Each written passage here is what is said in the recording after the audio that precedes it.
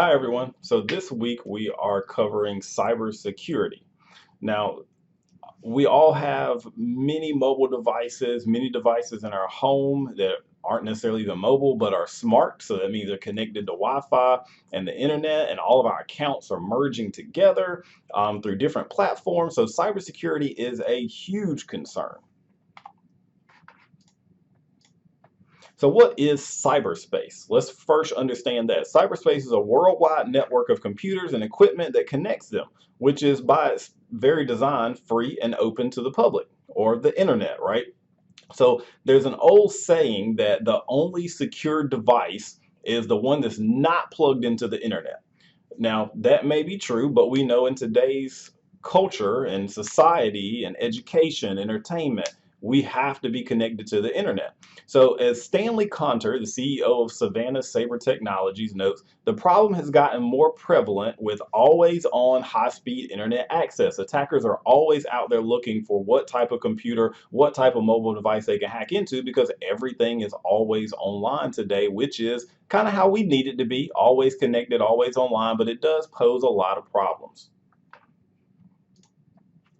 Um, Continuing with that, attackers are mostly malicious pranksters or activists looking to access personal and business machines or disrupt internet service with virus programs, proliferated via email, usually to just prove they can. Sometimes those are called, in white hat hackers, they look at it like, okay, some of them are even hired to say, try to hack into our system. We're not going to do anything. We want to hire you, pay you to hack into our system, then tell us what the vulnerabilities are. They sign a agreement that they won't do anything or disclose any of the information that they might get, but it's to improve the network. Some people are activists just to say, hey, you know what? You made me mad, so I'm going to take down your network, not to steal anything, but just because I can. And then I'm going to tell you I did it. Now, there are more serious threats, which are called black hat hackers. And however they are more serious, their goal is to mine valuable data like your credit card information, your bank information, possibly for themselves or to resell on the black market or the dark web. Their design secrets, research secrets, anything to disrupt critical systems like the stock market, power grids, air traffic control programs, military weapon systems, because again, all those things I just named at the end are also online. Hospitals, everything is online today. I just visited a relative in the hospital yesterday, and in the hallway, they've got a TV screen with all the different heart rates and monitors from every single room on that hall displayed on one big TV screen because they are connected via Wi-Fi. So that is, prevalent in no matter what infrastructure we think about. Each day there is an increase in the number of threats against our nation's critical infrastructure. So with power grids being online, the stock market, our information from the Social Security Administration, all types of stuff is online, and it is vulnerable to being hacked if we don't secure it. So these threats come in the form of computer intrusion. Oops, sorry. Computer intrusion, hacking, denial of service attacks, virus deployment. And because of that, the NIPC, National Infrastructure Protection Center, was created. It's located in the FBI's headquarters building in Washington, D.C., and it brings together representatives from many other U.S. government agency and branches, state, local, to kind of see exactly what do they need to do to protect our infrastructures. The first spam email took place in 1978 when it was sent over the ARPANET. That was before the internet ever really existed. The first virus was installed on an Apple computer in 1982. Yes, Macs can get viruses too. I know you've probably seen a commercial or something or somebody say, well, I've got a Mac because it doesn't get viruses. Technically, it does. The only problem is Mac computers only make up about 10% or less. Sorry, my computer's going crazy. 10% or less of the total market. So if you were a hacker and you wanted to affect the most people, would you go after a Mac computer or would you go after Windows? Windows again dominates the market of like desktops and laptops. Now, iPhone may dominate in some areas of mobile devices, but again, that's a separate issue altogether. Some of the safest operating systems. You can click these links in the PowerPoint that you can download to see the 4 best phones for privacy and security, operating system security shutdown, and the most secure OS of Linux. And that was from a 2017 article, but it's still Red Hat. It continues to be Red Hat and will always be Red Hat. Some alarming stats. Hackers exposed the personal information of nearly 110 Americans in the past 12 months alone. Globally, cybercrime costs businesses anywhere between $365 to $500 billion annually and causes a net loss of up to 200,000 jobs in the U.S. alone. And that money comes from updating card numbers, sending out, and trying to hire teams. Man, sorry, my computer is going crazy.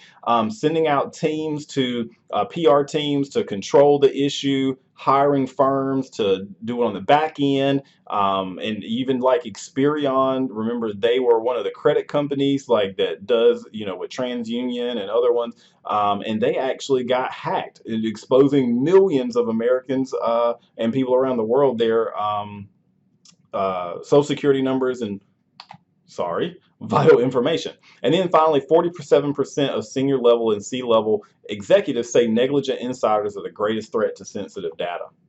19% of major cyber attacks reported are considered constant by the targeted organization, up from 6% last year. Despite Mac OS X's or Mac OS X's reputation for being most immune to OS malware bugs, over 1,500 new malicious programs were reported in the last 12 months alone. And another thing that is growing is the robocalls. I know you probably get them. They said that they're up 500% from last year alone. Around 1 in 3 senior executives is unaware of the amount of IT budget allocated to data security in their organization or admits that it's not a high priority. So that's a problem because we don't spend the money up front. We tend to wait for it to happen and then try to do it on the back end and be reactive, which sometimes is too late. 92% of data breaches fall into some of the 9 categories, from cyber espionage, like spying and things like that from different countries and governments. DOS attacks, that's when a denial of service will wipe out your access to that system intentionally. Crimeware, web app attacks, insider misuse, miscellaneous errors, physical threat and loss like theft of the physical devices. And then payment card skimmers, so people who are getting your credit card information. While a significant level of business makers acknowledge the importance of data, around 82% of them say it's important, only a minority, about 35%, report their organization spends at least 10% of its IT budget on securing that same data.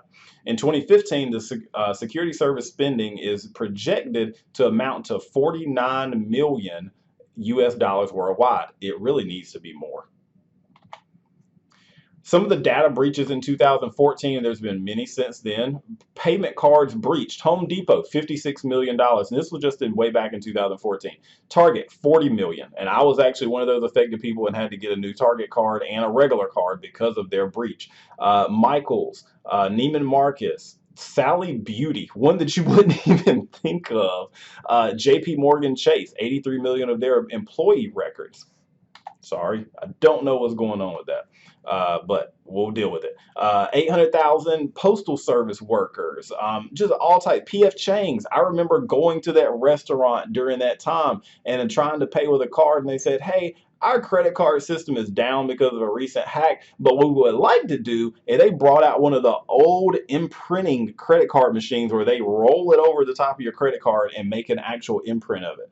I'm like, that's not safer. So anyway, the big picture is that hacking is getting worse and we are getting more and more connected. More of our information and vital records are going online. So again, we need more people to fix the issues, more security analysts, more security with our current jobs, and even with our government agencies that we have no control over that has our information, all need better security. And you will even see that in some of the videos that we have for this module on some government agencies that were hacked. So what does it mean to be secure?